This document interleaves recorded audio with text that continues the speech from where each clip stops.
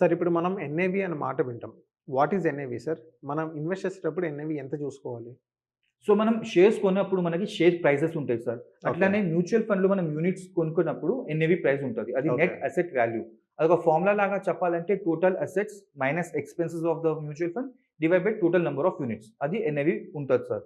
So, మన share market prices 9:30 నుంచి 3:30 వరకు ఎవ్రీ సెకండ్స్ చేంజ్ అయితూనే ఉంటాయి ప్రైజెస్ అవును. As per market. కానీ మ్యూచువల్ ఫండ్‌లో మనకి net asset value NAV daily ఒక్కసారి చేంజ్ అయితది. అది ఆఫ్టర్ 6:30, 7:30 మార్కెట్ క్లోజ్ అయిన తర్వాత డెట్ ఫండ్స్ క్లోజ్ అయిన తర్వాత ఏఎంసీస్ కాలిక్యులేట్ చేసి యాంఫీకి డేటా పంపుతారు. యాంఫీ పబ్లిష్ చేస్తది. సో, అది అవును. నెట్ అసెట్ వాల్యూ ఉంటది sir. Higher the net asset value is better fund, low net asset value better fund అది ఏమి ఉండదు సార్. ఓకే. అది ఒక ప్రైస్ ఉంది.